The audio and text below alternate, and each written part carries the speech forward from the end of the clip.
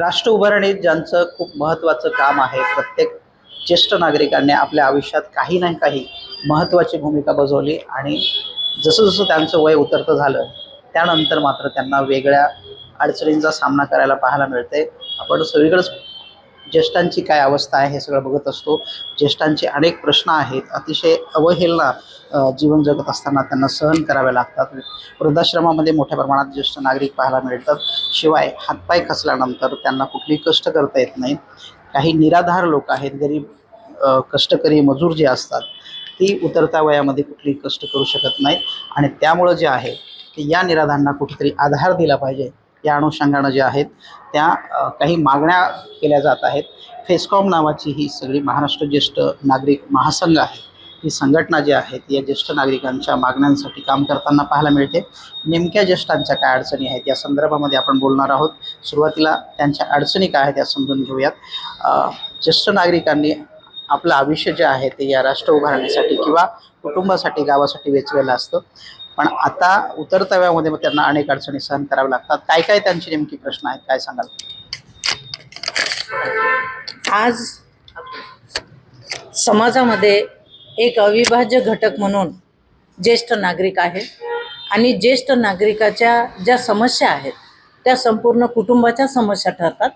ज्येष्ठ नागरिक हा कमवता नाही किंवा कोणत्याही प्रकारची त्याला मिळकत नाही, असे वंचित, निराधार आणि समाजामध्ये महत्त्वाचा समजला जाणारा हा घटक, त्याला कुठेतरी आपण महत्त्व दिलं पाहिजे आणि त्याच्या मागण्या ज्या आहेत त्या फेस्कॉमच्या मार्फत मांडल्या जाणार आहेत. त्या मागण्यांकडे शासनानं पूर्णपणे लक्ष द्यावं अशा प्रकारची एक विनंती शासनाकडे करण्यात येत आहे. कारण आज वाढते रोगराई आणि महागाई या दोन्ही गोष्टीला कुठेतरी एका ठिकाणी संतुलित अशा पद्धतीनं त्याला जीवन जगता येण्यासाठी त्याला आर्थिक मदत झाली पाहिजे आणि मानसिक स्थैर्य सुद्धा मिळालं पाहिजे. या दोन्ही गोष्टी लक्षात घेऊन शासनानं ज्येष्ठांच्या मागण्या आधी लक्षात घ्याव्यात अशी विनंती करते. ज्येष्ठांची नेमकी काय दुःख आहेत, काय सांगाल? तुम्हाला काय सगळं पाहायला मिळतं? आपल्या मायबाप सरकारांना प्रथमतः विनंती करावीशी वाटते. आम्हाला आता 60 वर्षे होऊन गेले, आमचं शरीर आम्हाला आता साथ द्यायला तयार नसतं. त्यावेळेला अनेक प्रकारच्या प्रश्नाला आम्हाला अडचण येते आणि मग त्यावेळेला आम्हाला त्या शासनाची आठवण येते. आम्हाला वाटतं की शासनाने आम्हाला आता जसं जसं महागाई दररोज वाढत आहे तर आमच्या अडचणी दररोज वाढत आहेत. शरीर साथ देत नाही, दवाखान्याला जावं लागतं, त्याच्यासाठी पैशाची आवश्यकता लागते, पैशाची कमतरता असते. त्याच्यानंतर आम्हाला कुठं जाता येत नाही. त्याच्यानंतर पण अन्नाची व्यवस्था नसते आमच्याकडं. मायबाप शासनानं आम्हाला 2 टाईम जेवण्यापुरतं तरी द्यायला पाहिजे, कारण आता थकलेलं असल्यामुळं आम्हाला त्याची व्यवस्था त्यांनी करायला पाहिजे. आम्हाला त्या ठिकाणी असणाऱ्या आर्थिक बाबतीमध्ये आम्हाला त्यांनी मदत करायला पाहिजे, कारण आम्हाला कुठल्याही पद्धतीचे पैसे पण नसतात. त्यावेळेला मग अडीअडचणी असतात, इकडे तिकडे कुठं जायचं असतं, तर त्याच्यासाठी आम्हाला त्या शासनानं मदत करायला पाहिजे. म्हणून आम्ही त्या शासनाकडे डोळे लावून बसलेलो असतो आणि प्रत्येक वेळेला त्या शासनाच्या आता तरी योजना जाहीर होतील, आता तरी आम्हाला मदत करेल, आम्हाला आता आधार देईल असं आम्हाला वाटत राहतं. परंतु दिवसामागे दिवस निघून चाललेले आहेत. आमचं जीणं असह्य होऊ लागलेलं आहे आणि अडीअडचणी तर आमच्या डोंगरा एवढ्याला वाढू लागलेले आहेत. तर मायबाप शासनाला आमची विनंती आहे, आम्ही जसं मतदान करायच्या वेळेला आम्ही आठवणीनं त्या ठिकाणी असणारं, किती लांब असू दे जवळ असू दे, आम्ही धावत पळत जातो. ह्या केंद्रात नाही तर त्या केंद्रात, त्या केंद्रात नाही तर त्या केंद्रात अख्खा दिवस आम्ही घालतो. आम्हाला माहिती आहे आमचं मायबाप शासनच आम्हाला मदत करू शकतं. त्यासाठी शासन असणं गरजेचं आहे, म्हणून आम्ही त्याचा उपयोग करतो. आणि म्हणून आमची मायबाप शासनाला विनंती आहे की शासनाने आमच्या सगळ्या दुःख आमच्याकडे बघितल्याबरोबर त्यांच्या लक्षात यायला पाहिजे. त्यांनी बघावं आणि आमच्या दुःखावर त्या ठिकाणी पांघरून घालावी, फुंकर घालावी आणि आम्हाला मदत करावी अशी माझी विनंती आहे. वृद्धांची संख्या मोठ्या प्रमाणात वाढते, तशाच पद्धतीनं वृद्धाश्रमात सुद्धा मोठ्या प्रमाणात ज्येष्ठ नागरिक पाहायला मिळतात. आपल्यासोबत काका आहे ज्यांचं 60पेक्षा जास्त वय आहे आणि ते एका हॉस्पिटलमध्ये काम करतात. मला सांगा, तुम्ही आत्तासुद्धा कष्ट उपसता, कशा पद्धतीने किती रोजगार वगैरे मिळतो आणि कसं भागतं घरचं? रोजमजुरी करता, रोजमजुरी करून काही पगार पुरत नाही, दवाखान्याला पैसे पुरत नाही, कोणी देणार कोणी नाही, काय करून खावं. कोण कोण असतं कुटुंबात तुमच्या? 2 नवरा बायको. मुलं बाळं नाहीये? मुलं बाळ नाही. किती मजुरी येते तुम्हाला? 5,000 रुपये महिना. त्याच्यात सगळं भागते का मग, आरोग्य आणि सगळं? भागतच नाही, काय भागणार आहे. आणखी आपल्यासोबत ज्येष्ठ नागरिक आहेत. मला सांगा, नेमकी ज्येष्ठांची दुःख काय, मागण्यासोबत? काय म्हणजे मेडिसिन महाग झालेलं आहे. आता मध्ये एन्जिओप्लास्टी झालेलं आहे. झालेलं आहे. इतके महाग आहेत मेडिसिन. मेडिकलमध्ये जेव्हा त्याला 10% द्या ते देत नाही, 20% देत नाही. मग आता तसंच आम्हाला यावं लागतं. त्याच प्रमाणाने आम्हाला घ्यावं लागतं. औषधी काय करा. आता मध्ये 3 वर्ष झाले एन्जिओप्लास्टीवर. त्याच्यामुळे शासनाला एवढीच मान्य शासनाच्या काही ज्येष्ठांसाठी योजना नाही आहेत का आरोग्यासाठी? आरोग्यासाठी आहेत ना मेडिसिन हे औषधी पाणी जरा स्वस्त जास्तासाठी करावं असं आमची इच्छा आहे. एवढीच इच्छा आहे. आता आम्ही तर काही कमवू शकत नाही. त्याच्यामुळं आम्हाला तेच शासनाला मेडिसिनबद्दल याच्याबद्दल थोडंसं माग. तुम्हाला काय वाटतं ज्येष्ठांसाठी काय काय परिस्थिती आहे? ज्येष्ठांसाठी ज्यांना मुलं बाळं वगैरे नाहीत त्यांच्यासाठी थोडंसं जास्त शासनाने लक्ष दिलं पाहिजे. त्यांना लक्ष देणारं कोणी नसल्यामुळं त्यांना राहण्याची व्यवस्था, खाण्यापिण्याची व्यवस्था, शारीरिक त्यांचे समस्या वगैरे ज्या असतील, आर्थिक समस्या असतील त्याच्या सोडवणूक करण्यासाठी त्यांनी प्रयत्न केले पाहिजे. शासनाने पण थोडं मदत केली पाहिजे. आणि सामाजिक संघटना वगैरे करतात पण ते तेवढं त्यांच्यापर्यंत पोहोचत नाही. तर ते माझी इच्छा तेवढीच आहे की सगळ्यांनी शासनाने त्यांना मदत करावी. बाबा आहेत, तुम्ही गावाकडून आलेले दिसतात. गावाकडच्या नेमक्या ज्येष्ठ नागरिकांच्या काय अडचणी आहेत? अडचणी आता प्रत्येक गोष्टीला अडचण आहे. वयोमानानं कोणी कामावर घेत नाही, काही घेत नाही. आर्थिक मदत शासनानं काही करावं, वयोमानानं सवलती, मानधन महिन्याला, हे आमची अपेक्षा आहे गव्हर्नमेंटकडून. दुसरं काय नाही. हां, शेतीमध्ये काही पिकत नाही असं शेती सांगितलं काय? जातं. अजून शेती करतात? हो, अल्पभूधारक आहे. 2 एकर आहे, 2.25 एकर शेती आहे. काय झाले मला सांगा ते दोघं नवरा बायको आम्ही काय खाऊ? शासनानं ते किसान सन्मान योजना सुरू केली. 2,000 रुपये मिळतात का? काही दिवस मिळाले, मग ते बंद पडले आता. केव्हाची दरवर्षी केले तरी बंद आहे. 5-6 वर्षांनी झालं, 1 वर्ष. आता मिळत नाही. मिळत नाही. वेगवेगळ्या योजना शासन सातत्यानं करत असतं पण त्या फारशा प्रभावीपणे तिथपर्यंत टिकत नाहीत असं सगळं चित्र आहे. तुम्ही बोलणार आहेत काही? नाही. तुम्ही बोलताय का?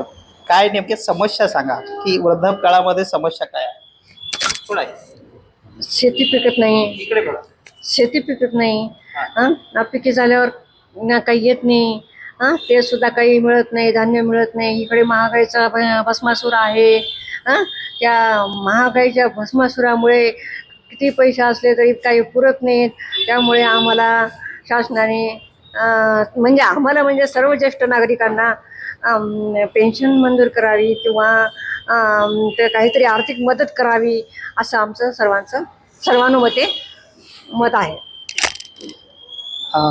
महाराष्ट्र ज्येष्ठ नागरिक महासंघ फेस्कॉम मराठवाडा प्रादेशिक विभाग उत्तर चे अध्यक्ष आपल्यासोबत आहेत डॉक्टर वैद्य सर, हंसराज वैद्य सर, जे सातत्यानं ज्येष्ठ नागरिकांसाठी काम करत आहेत. साधारणतः 25,000 संघ त्यांनी नांदेड जिल्ह्यामध्ये तयार केलेली आहेत आणि मराठवाड्यातल्या 4 जिल्ह्यामध्ये त्यांचं मोठ्या प्रमाणात काम सुरू आहे. ज्येष्ठ नागरिकांच्या जे काही योजना आहेत त्या योजना त्यांच्यापर्यंत पोहोचाव्यात. वेगवेगळी ज्येष्ठ नागरिक एस टीच्या सुविधा असतील, नवीन पासेस आहेत, त्या स्वतः करून देण्याचं काम किंवा वेगवेगळे कॅम्प घेण्याचं काम ते करत असतात. या अनुषंगानं परभणी विधानसभा मतदारसंघाचे उद्धव बाळासाहेब ठाकरे पक्षाचे आमदार राहुल पाटील यांनी विधानसभेमध्ये एक मागणी केली होती की ज्येष्ठ नागरिकांना काही वेगवेगळ्या सवलती देण्यात याव्या आणि त्याला अनुसरून 2-3 इतर आमदारांनी, बोंढारकर असतील किंवा राजू नवघरे आमदार जे आहेत राष्ट्रवादीचे, यांनी स्वतः त्याला अनुमती दिली होती. आणि त्याच्यानंतर राजपत्र शासनानं काढलं आणि काही योजना देण्याचं ठरलं गेलं, पण त्याला आता वर्ष उलटं आहे. आत्तापर्यंत ज्येष्ठ नागरिकांच्या पदरात काहीच पडलं नाही. या अनुषंगानं आपण बोलतोय. काय सांगायला, वर्षभरापूर्वी राजपत्र निघालंय, कुठल्या योजनांची मान्यता दिली गेली होती आणि आत्ता शासन काय म्हणतं? मी डॉक्टर हंसराज वैद्य, अध्यक्ष उत्तर मराठवाडा प्रादेशिक विभाग बेस्कॉम नांदेडच्या वतीनं बोलतो. आम्ही गेली अनेक वर्षापासून शासनाला विनंती करत आहोत की एका घरामध्ये 1 ते 4 ज्येष्ठ नागरिक आहेत. आजपर्यंत ह्या ज्येष्ठ नागरिकांनी स्वातंत्र्याच्या लढ्यापासून ते आत्ताचा देश घडवण्यापर्यंत, राष्ट्र घडवण्यापर्यंत त्यांनी जे काही सहकार्य केलं आहे, सहयोग दिलेला आहे, त्यांनी जे काही आजपर्यंत देशासाठी दिलेलं आहे, समर्पण केलेलं आहे त्यांचं आयुष्य सगळं, त्यांच्यासाठी आपण काहीतरी केलं पाहिजे. शासनाने काहीतरी त्यांना दिलं पाहिजे अशी आमची आग्रही भूमिका होती. आम्ही आगाऊचं काही मागत नाही. शासनाने पारित केलेलं, मान्य केलेलं जे काही आहे ते जर तंतोतंत शासनाने पाळलं तरी आमचे सगळे प्रश्न सुटू शकतात. आज 1 वर्ष झाला की परभणीचे आमदार डॉक्टर राहुल पाटील हे शिवसेनेचे आमदार, त्यांनी एक विधेयक मांडलं होतं गेल्या 15 जुलै 2025ला. ह्या विधेयकाचा नंबर आहे 72. त्या विधेयकाप्रमाणे शासनाने एक राजपत्र काढलं आणि त्या राजपत्रामध्ये त्यांनी मान्य केलं की आम्ही शासनाच्या वतीनं ज्येष्ठ नागरिकांना महिन्याला 7,000 रुपये मानधन देऊ, त्यांना 5 लाख रुपयेपर्यंत त्यांच्या आरोग्याचा आम्ही कव्हर करू आणि त्यांना 15,000 प्रतिवर्षाप्रमाणे महाराष्ट्र दर्शनासाठी आम्ही देऊ. त्यांना कुठल्याही बाबतीत अडचण येऊ नये यासाठी त्याने एक आम्ही म्हणजे एक लाईन तयार करू आणि त्याप्रमाणे ते दुसरे 2 आमदार विधानसभेमध्ये बोलले. एक जे राष्ट्रवादीचे बोलले आणि एक शिवसेनेचे बोलले. शिवसेनेचे नांदेड दक्षिणचे आमदार आदरणीय आनंदराव पाटील बोंडारकर यांनी आपली चांगली ज्येष्ठ नागरिकांना देणं आवश्यक आहे याची भूमिका मांडली. तसंच राष्ट्रवादीचे आमदार बसमत हिंगोली जिल्ह्यातले त्यांनीही काल परवाच्या गेल्या अधिवेशनामध्ये फार चांगल्या प्रकारे मत मांडलं. त्यांनी त्याच्यानंतर आमचं एक ज्येष्ठ नागरिकांचं नाशिकला काल परवाच अधिवेशन झालं. त्यामध्ये आमच्या 14 विभागातून 36 जिल्ह्यातून जवळपास 4,000 लोक म्हणजे प्रतिनिधी जमले होते, महिला पुरुष. तर त्यांच्या समक्ष मोठमोठे निमंत्रित होते. त्यांच्या समक्ष कॅबिनेट मिनिस्टरमधले 3 मिनिस्टरनी बोलले की आम्ही हे तुम्ही जे अधिवेशनामध्ये एवढे जमा झाले प्रतिनिधी, त्यांचा खरंच ज्येष्ठ नागरिकांना काहीतरी दिलं पाहिजे. याबद्दल आम्ही मुख्यमंत्र्यांशी चर्चा करू आणि आम्ही तुम्हाला काहीतरी हे देऊ. तर आज किती दिवस झाले, ते राजपत्र निघून 10 महिने झाले. त्याच्यानंतर त्यांनी कबूल करूनसुद्धा अनेक महिने लोटले, तरी पण शासनाचा कुठलाच निर्णय नाही. आजपर्यंत कुण्याही ज्येष्ठ नागरिकाला त्याचा फायदा झालेला नाही. मागणी काय कराल तुम्ही? तात्काळ कसं होईल यासाठी मागणी काय कराल? तात्काळ शासनानं इतर आता आमचं देगलूर इथं तालुका आहे नांदेड जिल्ह्यामध्ये, त्याच्या पलीकडे मदनूर नावाचं गाव आहे. तिथून अलीकडे महाराष्ट्र सुरू होतो आणि पलीकडे आंध्र प्रदेश आहे. आमचं शेजारी राज्य आंध्र प्रदेश, कर्नाटक, तेलंगणा, आत्ता तामिळनाडू, केरळ, गोवा, दिल्ली, झारखंड, उत्तर प्रदेश, उत्तरांचल, पंजाब, हरियाणामध्ये ज्येष्ठ नागरिकाला न मागता त्यांना मानधन दिलं जातं 3,000 ते 4,000 रुपये. तसं आम्हाला आमच्या महाराष्ट्र राज्य तर आमचं सुजलाम सुफलाम राष्ट्र आहे. हे शाहू फुले आंबेडकरांचं राज्य आहे, त्यांना वारसा आहे. आणि एवढं असतानासुद्धा आम्ही अनेक वेळा मोर्चे काढले, हजारो नागरिकांचे मोर्चे काढले, ज्येष्ठ नागरिकांचे. मागचा तर विक्रमी आमचा मोर्चा होता, 15,000 लोक त्याला जमा झाले ज्येष्ठ नागरिक.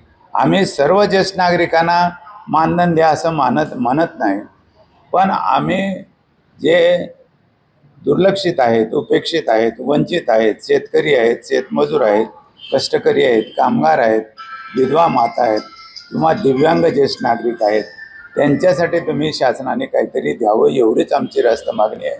त्यांनी 7,000 देऊ केलं, पण आम्ही 7,000 सुद्धा मागत नाही. आम्ही म्हणतो फक्त 5,000च द्या. 2दाची रोटी आणि 2दाचा चहा या गोरगरिबाला मिळाला पाहिजे, एवढी आमची रास्त मागणी आहे. सगळ्या राज्यामध्ये वय वर्ष 60च ग्राह्य धरलं जातं, पण फक्त महाराष्ट्रामध्ये सगळ्या योजना 65 वर्षाच्या वरच्या आहेत. किती अन्याय करायचा. एक श्वाससुद्धा आमच्या हातात नाही आगाऊचा घ्यायचा. मृत्यूला आम्ही टाळू शकत नाही, पण हे म्हणतात की आमची योजना घ्यायचं झालं तर 65 वर्ष जगा. हा अन्याय आहे आमच्यावर. म्हणून शासनाला आम्ही नम्र विनंती करतो, वय वर्ष आमचं 60 वर्षच धरा आणि आमच्या समर्पणाकडे बघून आम्हाला लाडके मायबाप योजना तुम्ही अंमलात आणा आणि त्या लाडक्या मायबाप योजनेच्या अंतर्गत तुम्ही इतर राज्याप्रमाणे आम्हाला महाराष्ट्रात सुद्धा सरसकट नको, पण पात्र आणि दुर्लक्षित, उपेक्षित, वंचित लोकांना तुम्ही, गरजवंत लोकांना 5,000 रुपये महिना द्या, एवढी आमची रास्त मागणी आहे. आमच्यापैकी आम्हाला ज्येष्ठ नागरिकांना तुम्ही राष्ट्रीय संपत्ती म्हणून घोषित करा.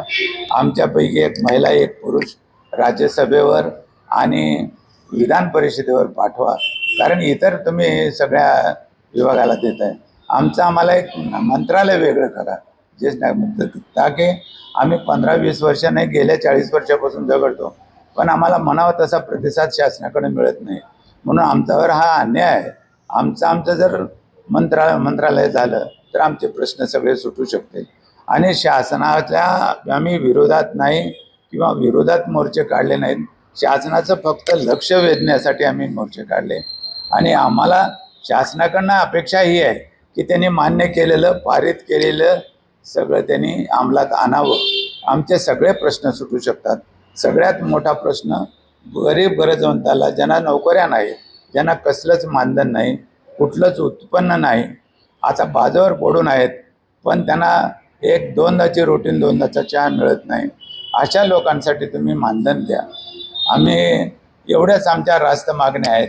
त्यांना करमुक्त करा, त्यांना इतर सगळ्या सवलती न मागता द्या. आम्हाला रस्त्यावर उतरायची वेळ आणू नका, ही आमची रास्त मागणी आहे. तुम्ही जर आमचा निर्णय नाही घेतला, तुम्ही जर पारित केलेलं तुम्ही अंमलात आणत नसाल येत्या 10 जूनला, मग शेवटी आम्ही घरात मरण्यापेक्षा आझाद मैदानावर मरू. त्यासाठी आमचे 15,000 ज्येष्ठ नागरिक तयार झालेले आहे. तर आमचं म्हणणं असं आहे की आम्हाला ती वेळ आणू नये. या महाराष्ट्र राज्यामध्ये, महाराष्ट्र राज्याला कलंक लागू नये की ज्येष्ठ नागरिकांना त्यांच्या हक्कासाठी, न्यायासाठी रस्त्यावर उतरावं लागतं ह्या वयामध्ये आणि उपोषणं करावी लागतात. हा सरकारसाठी चांगला पायंडा नाही किंवा चांगली बाब नाही. सरकारला आम्ही विनंती करू इच्छितो की येणाऱ्या मंत्रिमंडळाच्या बैठकीत तुम्ही त्या याच्यावरती विचार करा आणि जे राजपत्र काढले त्याच्यावर तुम्ही चर्चा करा आणि आम्हाला न्याय द्या, एवढंच आमचं. ज्या ज्येष्ठांनी आपलं आयुष्य वेचलं आणि या महाराष्ट्राच्या, देशाच्या भवितव्यासाठी अखंड आयुष्य झगडलं, त्या ज्येष्ठ नागरिकांचं आबाळ होताना पाहायला मिळत आहे. त्यामुळे जे काही राजपत्र सरकारनं काढलं ते त्वरित काढावं. आणि 10 जुलै रोजी आम्हाला आझाद मैदानावर मोर्चा काढावा लागेल अशा इशारा ज्येष्ठ नागरिक संघटनेच्या वतीने देण्यात आला आहे. व्हिडिओ जर्नलिस्ट गणेशसह गजानन देशमुख, TV9 मराठी, नांदेड.